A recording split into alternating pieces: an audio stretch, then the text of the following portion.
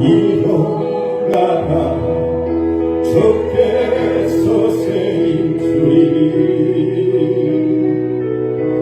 일어나 너 걸어라 내 놀고 우리 다시 한번 이름을 고백합니다. 기뻐라 일어나라 주께서 세임 주리 아멘 일어나 너 걸어라 내 너를 보리 나의 등 뒤에서 나의 등 뒤에서 나를 도우시는 주 나의 인생길에서 나의 인생길에서 지치고 고나요 지치고 고나며 매일처럼 주로 안고 집을 때 나를 밀어주시네 일어나 걸어라 일어나 걸어라 내가 새 힘을 주리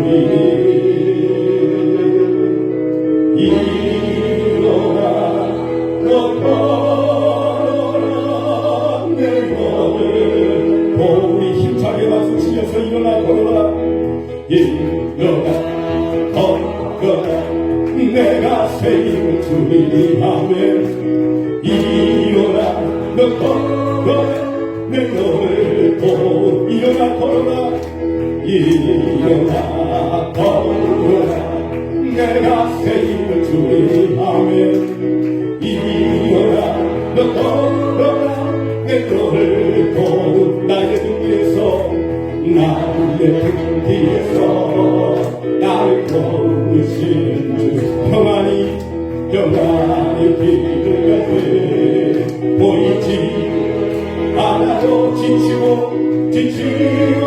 하여도 질 때는 다가와서 내신 아멘 일어나 걸어라 내가 새 힘을 주리 아멘 일어나 너 걸어라 내 너를 보리 나를 사랑하시고 나의 죄를 다시소 하늘 문을 여시고 들어가게 하시네 아멘 나를 사랑하시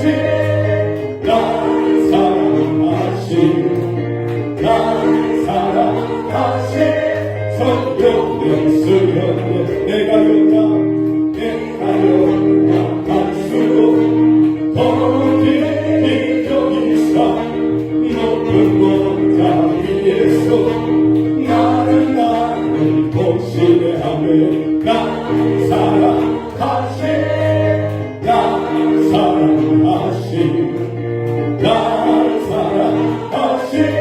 성경에 쓰여 내가 연약할수록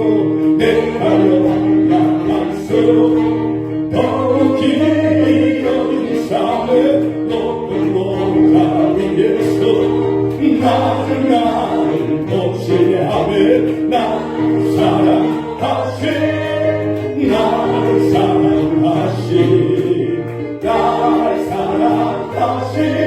성경에 쓰여 내가 연약할수록 더욱 깊이 여긴 삶 높은 원자 위에서 나를 보시네 나를 사랑하시 아멘 나를 사랑하시 성경에 쓰여 세상 사는 동안에 나와 함께 가시고 세상과 다른 날 정결하게 하소서 나를 사랑하시 나를 사랑하시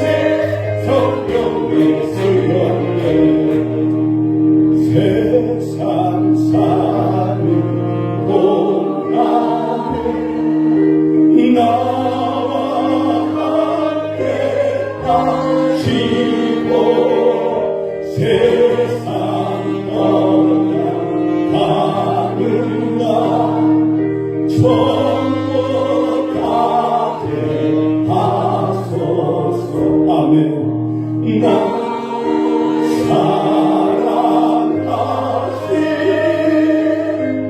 날 사랑하시 날 사랑하시 성령의 쓰였네. 내가 연약할수록 내가 연약할수록 더욱 기어이사 높은 보좌 위에서 나는 나를 보시 날 사랑하신 예수님 사랑합니다. 주님 오늘 이 시간에 역사하여 주셨소서. 다시 날 사랑하시 성령의 쓰였네.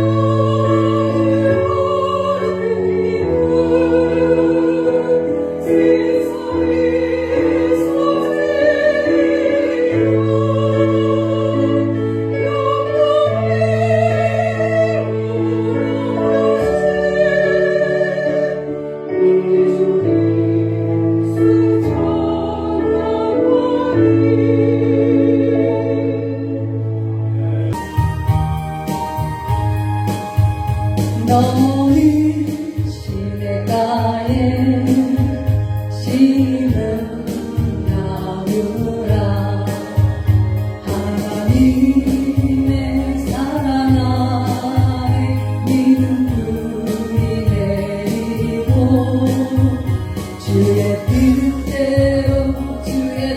뜻대로 항상 살리라 주의 시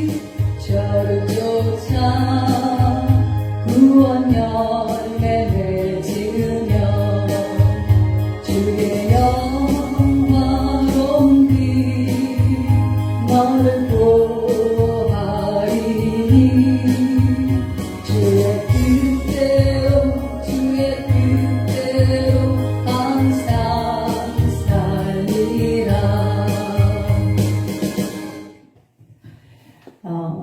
유태인의 한 랍비가요, 랍비는 선생님이잖아요. 그의 제자 가운데 한 사람을 저녁 식사에 초대를 하였습니다. 랍비는 이 제자한테 기도문을 외우고 우리 식사를 하자라고 해서 기도문을 외워봐라 했는데, 이 제자가 처음에는 기도문을 좀 외우는 듯 하더니 제대로 외우지를 못하는 거예요. 그래서 그것도 그렇고 지금까지 가르친 율법이나 기도문도 제대로 외우지를 못하는 겁니다. 그래서 이 랍비 선생님은 화가 많이 났어요. 도대체가 이제껏 가르친 것을 왜 제대로 외우지를 못하느냐. 그래서 이 제자를 마구 나무랬어요. 이 제자는 저녁 식사를 하는 둥 마는 둥 고개를 푹 숙인 채 집으로 돌아갔습니다. 그런데 얼마 후에 이 선생님 랍비에게 이 젊은 제자에 대한 소식이 들려왔어요. 이 젊은 제자는 남을 돕는 일에 바빠서 그동안에 자기가 맡은 기도문이나 그런 모든 율법을 제대로 갖추지 못한 거였어요. 가난한 사람한테 먹을 것을 보내주고 아픈 사람들한테 병간호도 해주고 그러느라고 자기 일을 제대로 못한 거였어요. 이 소식을 들은 선생님은 자기를 반성하게 됐어요. 내가 너무 부족하였구나. 그래서 이 선생님이 자기 제자들을 모아놓고 이렇게 말을 합니다. 많은 것을 알고 있다고 해도 이것을 실천하지 않는다면 굳이 이거는 알고 있다고 할 수가 없다. 그래서 행하지 않고 알고만 있다면 이것이 무슨 소용이 있겠느냐 라고 제자들한테 말을 했습니다. 그래서 오늘날에는 사람들이 배우는 데 관심이 너무나도 많죠. 그래서 이것저것을 많이 알기 위해서 저희 젊은 친구들도 얘기를 들어보면은 회사에서나 사업장에서나 인정을 받으려고 자기 전공 분야 외에도 다른 것을 많이 공부를 하더라고요. 그래서 굉장히 힘들구나라고 생각을 하였는데, 저도 그래서 요즘 들어서 좀 관심 있게 본 이야기가 있어요. 그래서 이게 뭔가 하면은 뭐 큰 이야기는 아닌데요. 몇 달 전부터 제가 유심히 좀 봐왔던 책이 있었어요. 이게 다른 건 아니라 여러분도 다 알고 계시는 이제 성격 유형에 대해서 제가 좀 관심 있게 봤는데요. 저는 성격이 좀 뭐든지 관심이 좀 없는 편이에요, 오늘. 왜냐하면 관심이 없어요. 뭐 사물이나 사람에 대해서 정말 아는 사람이 옆에 지나가도 어쩔 땐 몰라볼 때가 있어서 오해를 받을 때도 꽤 많이 있었어요. 그래서 제가 뭐를 말씀드리고 싶냐면 MBTI를 제가 굉장히 재미있게 봤어요. 그리고 내가 우리 사모님한테도 뭐냐고 한번 물어본 적이 있고 목사님한테도 어떻게 되시냐고 그랬더니 왜 그러냐고 그러셔가지고 왜 그러냐면 실수하지 않으려고요. 실수하지 않으려고 그래서 제가 한번 여쭤봤던 겁니다. 그래서 저는 뭐냐면 MBTI가 ISTP라고 16가지 유형 중에서 그렇게 많은 유형은 아니더라고요. 그래서 근데 이 MBTI가 뭐 거의 다 맞는 건 아니에요. 보통 사람들이 60%에서 한 70% 정도 맞다고 얘기를 하더라고요. 근데 저는 90% 이상이 맞는 거예요. 그러니까 아니 왜 나는 90% 이상 다 맞는 것 같아? 거의 100%인 것 같아? 그랬더니 이게 ISTP는 전 세계적으로 한 5% 정도밖에 속하지 않는다고 얘기를 하는 거예요. 그래서 그러냐고 결론은 그러면 뭐냐 그랬더니 그분이 하시는 말씀이 결론은 너는 좀 별스러운 거야 이제 그러시더라고요. 그래서 그런가 보다 하고 넘어갔어요. 그랬더니 그래서 그게 굉장히 재미있게 제가 사람들을 보게 되는 그 책 중에 하나였었어요. 왜냐하면 젊어서는 부교육자로 있을 때는 사람을 많이 만나는데 본의 아니게 실수를 하더라고요. 말실수도 하고 또 마음과 달리 다른 언어들이 나가고 상처 주고 상처받고 그런 일들이 있다 보니까 지금은 개척을 했지만 부교육자 때는 사람을 많이 만나는데 지금은 더 많이 만나야 될 것 같은데 더 많이 못 만나고 있지만 그래도 좀 조심해야 될 거는 조심해야 되고 갖춰야 될 거는 갖춰야 되겠구나 하는 생각에서 그 책을 좀 유심히 좀 들어봤던 적이 있습니다. 살아가는 방식으로 인간을 구분한다면 네 가지 유형으로 나눌 수 있다고 합니다. 첫째는 채권자형이 있는데요. 나는 모든 사람에게 받을 권리가 있다고 생각하는 사람들입니다. 예를 들면 부모는 나를 낳았으니까 먹이고 입히는 것이 당연해 라고 생각하는 자녀들이 있죠. 낳았으니까 먹이고 입히는 거 당연하긴 하죠. 근데 이거를 당연하다고만 생각하면 감사가 없겠죠. 또 둘째는 독립형이 있습니다. 내가 누구로부터 받을 것도 내가 누구에게 줄 것도 없습니다. 너는 너고 나는 나로 살아가는 사람들입니다. 누구의 간섭이나 도움도 싫고 나도 남을 도우려고 하지 않습니다. 교만하고 자신만만 해서 이기적입니다. 세 번째는 윤리형이 있는데요. 이런 사람은 윤리 도덕을 중요하게 생각을 한다고 합니다. 최선을 다하여 살면서 많은 사람들을 이롭게 해야 한다는 도덕적 의무감을 가지고 있습니다. 그러나 이 의무감은 마침내 자만심으로 발전하고 교만을 낳죠. 내가 도와야 할 사람이 많이 있고 나는 항상 돕는 자로서 그들을 위해서 군림하려고 합니다.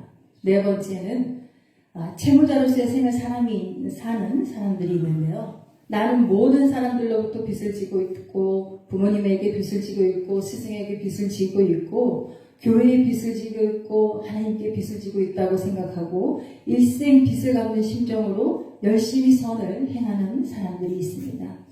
여러분 여기서 우리는 어떤 유형에 속하는 사람인가 하는 것입니다. 지금까지 어느 유형으로 살아왔고 또 앞으로 어느 유형으로 살아갈 거 하는 것입니다. 오늘 본문을 제가 긴장해서 읽지도 않고 도망갔는데요. 항상 원로 목사님들이 계셔서 시험 보는 듯한 기분은 제 생각일까요? 그래서 오늘 본문이 누가복음 9장 1절부터 6절인데요. 예수님께서 많은 사람들 가운데서 12제자를 부르시고 병 고치는 능력을 주시고 귀신 쫓아내는 권세를 주시고 약한 것을 고치는 능력도 주시고 말씀 전파의 능력도 주시고 성령의 은혜도 주셨습니다. 그리고 말씀하시기를 거저 받았으니 거저 주어라고 합니다.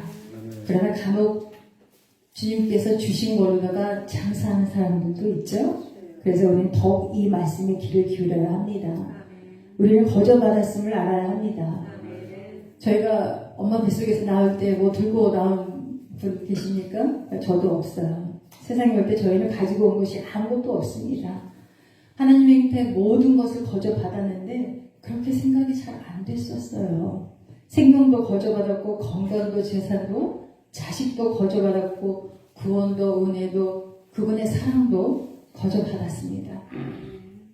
지금은 아니고요. 예전에 생명을 거저 받았다는 생각이 안 들어요. 건강도 그냥 받았다는 생각이 안 들어요. 이건 예수 믿고 나서도예요.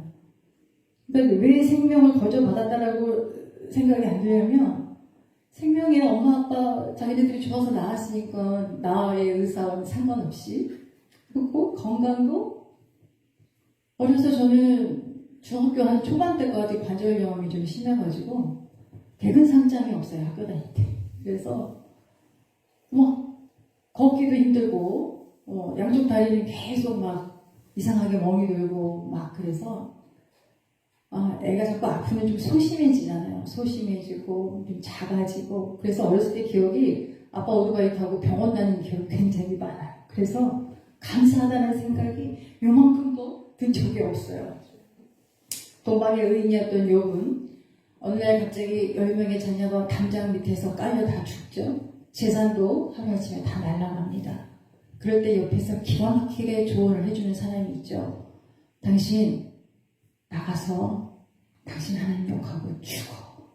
이렇게 기가 막히게 조언을 해주는 사람이 있잖아요. 그의 와이프가. 그런데 욥이 뭐라고 합니다. 뭐라고 합니까? 고백하기를 내가 모태에서 적신이 나왔사온즉 또한 적신이 그리로 돌아갈지라도 주신 자도 여호와시오 취하신 자도 여호와시니 여호와의 이름이 찬송을 받으실지니이다라고 하였습니다. 다윗은 성전을 짓기 위해서 넘치는 예물을 드린 후에 고백하기를 모든 것이 주께로 말미암았사오니 우리가 주의 손에서 받은 것으로 주께 들었을 뿐이다 라고 합니다. 여러분 우리는 모든 것을 거저 받았습니다. 내 노력으로 얻었다고 하지 마십시오. 그것은 교만합니다. 교만해집니다. 교만하고 은혜를 못 받습니다. 받은 것도 빼앗기게 되고 여호와께서 집을 세우지 아니하시면 세우는 자의 수고가 헛되며 여호와께서 성을 지키지 아니하시면 파수꾼의 경성함이 다 헛사다라고 하였습니다. 그러므로 하나님이 주셨다라고 믿어야 합니다. 나는 거저받았다고 믿어야 합니다.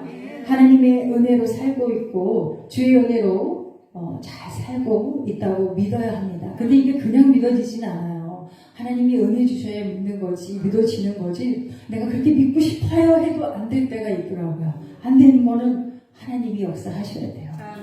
사람들이 주님께 드리거나 남에게 줄 때 몇 가지 동기에서 한다고 합니다. 첫 번째는 보상 심리에서 행하는 경우인데요. 무엇인가를 바라는 마음, 복을 받으려는 하는 마음에서 하는 사람들이 있습니다.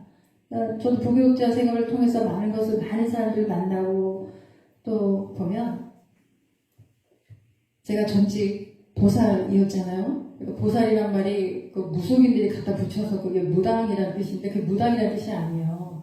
우리 교회에서 성도님, 직사님 이러잖아요. 그러니까 보살이라는 뜻은 그러니까 부처의 도를 깨닫기 위해서 정진하는 사람들 그런 거예요. 그러니까 성도를 뜻하는 거죠. 보살님, 처사님 이렇게 하잖아요. 그래서 예전에 저희 집에 집으로 이렇게 가다 보면 유명한 약수터가 하나 있었어요. 거기에다가 파이프를 하나 딱 꽂고 그럼 꽂아가지고 물이 이렇게 졸졸졸 나오게 하고 그래서 그 굉장히 유명한 약수터가 있었는데 물맛도 되게 좋고 그 물맛이 왜 좋은가 했더니 그 위를 이렇게 쳐다봤더니 전부 다 공동묘지인 거예요. 그래서 그 물이 되게 맛있는 거예요. 달고 시원하고 그 물을 떠다가 제가 전직 보살이었을 때 옛날에 엄마들이 이렇게 조막신이라고 해서 부뚜막에다가 이렇게 물 떠다 놓고 아침 저녁으로 우리 권사님은 아시나 봐요. 끄덕끄덕 하시는 분이니까. 그래서 물 떠놓고 치성을 드렸어요. 그러니까 저는 그런 집에는 안 살았으니까 아침에 이렇게 싱크대에다가 물을 이렇게 올려놓습니다. 아침 저녁으로. 비나이다 저희 집 좀 평안케 해주시고 우리 애기 좀 안 아프게 해주세요. 비나이다 신앙이에요. 이거는 죄송하지만 예수 신앙이 아니죠. 두 번째로 자기 만족을 위해서 행하는 경우입니다. 자신이 남에게 주었다는 것을 대단하게 생각하면서 쾌감을 얻습니다. 자기의 선행을 남이 알아줄 때 쾌감을 얻습니다. 그래서 자기보다 못한 사람들한테 나누어주고 베풀어주고 너무 기쁜 거야. 죄송하지만 이것도 예수 신앙 아니에요. 이거는 자기 신앙이에요. 자기 신앙. 내가 이것을 막 주님의 이름으로 주님 때문에 줬을 때 기뻐야 되는데 내가 이렇게 했어 해서 기쁘다는 거는 그건 예수 신앙이 아니죠. 세 번째, 사람이 마음으로 선을 행하는 경우입니다. 사람들이 알아주든 말든 거저준다는 마음으로 남의 어려움을 보고 베풀며 사는 것입니다. 아무런 보상을 기대하지 않고 오른손이 하는 것을 왼손이 모르게 하며 사는 사람이 있습니다. 이게 바로 예수 신앙이죠. 예전에 제가 담임 목사님이 하신 말씀이신데요. 해주신 얘기인데요. 이런 얘기를 하더라고요. 초신자 새가족 교육을 할 때 저희 이 얘기를 많이 했어요. 제가 예전에 새가족 전도사였거든요.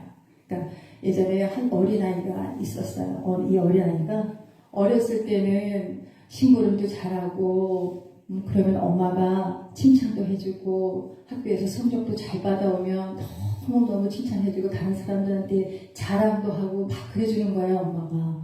그런데 이 아이가 좀 크고 나니까는 엄마의 그런 베품이나 엄마의 칭찬이나 그런 게 없어진 거예요. 그래서 이 아이가 꾀를 하나 생각을 해놓은 거죠. 엄마한테 편지를 써야겠다. 어떤 이야기 썼냐면 어머니 어디서 제가 한 거에 대한 모든 수고에 대한 그런 칭찬이 하나도 없습니까? 제가 얼마나 섭섭하고 속이 상한지 아십니까? 제가 잘한 것도 제가 엄마 앞에 이렇게 한 것도 저렇게 한 것도 엄마는 하나도 알아주지 않고 그냥 넘어가더란 말입니다. 그런 내용을 써서 엄마한테 편지를 보낸 거예요. 그래서 그 내용을 보고 엄마가 기가 막힙니다. 그래서 이 엄마도 답장을 씁니다. 나도 너한테 섭섭한 곳이 많다. 내가 너를 뱃속에서 10달 동안 키워서 낳아서 젖 먹여서 키웠고 학교 다닐 때는 도시락도 싸주느라고 내가 얼마나 힘들고 애써봤는지 아니? 그런데 너는 그걸 한 번도 알아주지 않고 당연하게 생각을 하더라. 나는 이 모든 것을 너한테 공짜로 해주었는데도 말이야. 답장을 읽자 이 아이는 어머니 앞에서 잘못했나라고 사과를 하라고 합니다.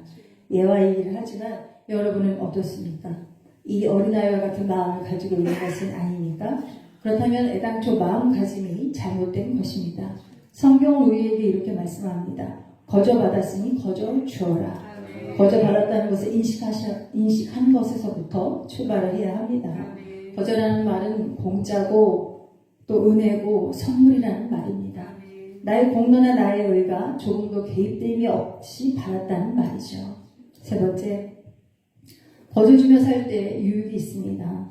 갈라디아서 6절 10절에 보면 선을 행하다가 낙심하지 말지니 때가 이름에 거두리라고 했습니다. 고린도 후서 9장 6절에서는 적게 심는 자는 적게 거두고 많이 심는 자는 많이 거둔다고 하였습니다. 여러분 하나님이 다 알고 계시죠? 누가복음 6장 38절에 보면 주라 그리하면 너희에게 줄 것이니 곧 후히 되어 누르고 흔들어 넘치도록 하여 안겨줄 것이다 라고 합니다. 누가복음 10장에 보면요, 강도를 만나서 땅에 쓰러져 죽어가는 사람이 있습니다. 그때 어떤 한 레위 사람이 지나가잖아요. 근데 어떻게 해요? 이렇게 봤어요. 근데 그냥 지나가죠? 잠시 후에 또 제사장이 그 길을 지나갑니다. 봤어요. 근데 어떻게 해요? 그냥 갔어요. 또 잠시 후에 사마리아 사람이 그 길을 지나갑니다. 어떻게 했어요? 이 사람이 구해주잖아요. 레위 사람이나 제사장은 당연하잖아요. 우리네 상식으로도 사람이 길에 쓰러져 있으면 왜 그러냐고, 아니면 뭐 119에 신고라도 해줄 텐데 그냥 갔단 말입니다. 이런 사람들은 하나님이 진정 원하시는 것이 무엇인지 모르는 사람들이에요. 남이 볼 때는 어떻게 할지 모르지만 혼자 있을 때 그 본색이 드러나는 거잖아요. 제가 이렇게 비슷한 예화를 뉴스에서 본 적이 있어요. 요새는 왜 이렇게 택시 기사님들이 운전하시다가 택시 기사뿐 아니라 그냥 이렇게 멀쩡한 젊은 사람들도 갑자기 운전하다가 이렇게 정신을 잃어서 핸들을 놓치는 경우가 있잖아요. 이 택시 기사님이 운전을 하다가 갑자기 쓰러지셨는데 돌아가셨어요. 그래서 경찰이 나중에 그 블랙박스를 조사를 해보니까 거기에는 택시 기사님만 타고 있던 게 아니라 뒷좌석에 손님들도 타고 있었던 거예요. 그랬더니 알고 봤더니 당신은 어떻게 사람이 그래도 쓰러졌는데 그냥 갈 수가 있느냐 했더니 그 사람들 대답이 참 기가 막힙니다. 우리 사모님 말씀처럼 과관이에요. 뭐라고 했냐면 비행기를 타야 된대요. 비행기를 탈 시간인데 비행기 이 사람이 신고해주고 어쩌고 하면 늦겠더래요. 그 대단한 약속이 무엇이냐 그랬더니 제주도 골프 약속이라는 거예요. 그 골프 약속 때문에 사람이 죽어가는 걸 보고 그냥 갔다는 거죠. 저와 여러분이 이런 껍데기 신앙이 되지 말고 행함이 있는 신앙이 되시기를 주님의 이름으로 축원합니다. 여러분, 거저 받았으니 거저 주며 사는 것이 당연합니다. 내가 거저 주어야 할 것이 무엇입니까? 내가 베풀 것이 또한 무엇이 있겠습니까? 찾아보시면 있습니다. 먼저 주님께 먼저 드립시다. 주님께 먼저 드리자고 하면 좀 긴장하시는 분들도 없지 않아 있어요. 그런데 주님께 교회 일을 하다 보니까 교회가 크든 작든 할 일은 분명히 있어요. 찾아보면 다 있어요. 저도 교회 작지만 맨날 뜯었다 붙였다 막 이러거든요. 근데 제가 예전에 부교육자였을 때 저희 교구에 이 주보를 적으시는 권사님하고 집사님 두 분이 계셨는데 주보가 몇 장이냐면 거의 1만 장에 가까웠어요. 근데 매주 토요일에 그 주보를 적는데 한 번도 빼먹지 않고, 왜 요즘 분들은 놀러 많이 다니시잖아요. 바깥에 바람 쐬는데 자기들도 직장도 다니시고 뭐또 사업도 하고 있지만 꼭 그날에 와가지고 그 주보를 만장이 되는 그 주보를 다 적으시는 건데 제가 그 모습을 볼 때 얼마나 예쁜지, 연세도 저보다 많지만 너무 예쁜 거예요. 우리 권사님 집사님이 너무 예쁜 거예요. 이렇게 작은 일에서부터 하나님은 다 보고 계신다는 거죠. 그래서 저는 하나님 앞에 물질도 시간도 봉사도 아무것도 드린 게 없어요. 그 중에서도 제일 못 드린 게 뭐냐면 제 마음을 드린 적이 없더라고요. 제 마음을 제대로 드려본 적이 없더라고요. 주님께 마음 한 자락을 드려보십시오. 삶이 달라집니다. 그리고 1세기 거저 받았으니 거저 주며 삽시다. 때가 되면 하나님이 넘치도록 하여 안겨주실 것입니다. 거저받았으니 거저주며 사는 저와 여러분이 되시기를 주님의 이름으로 축원합니다.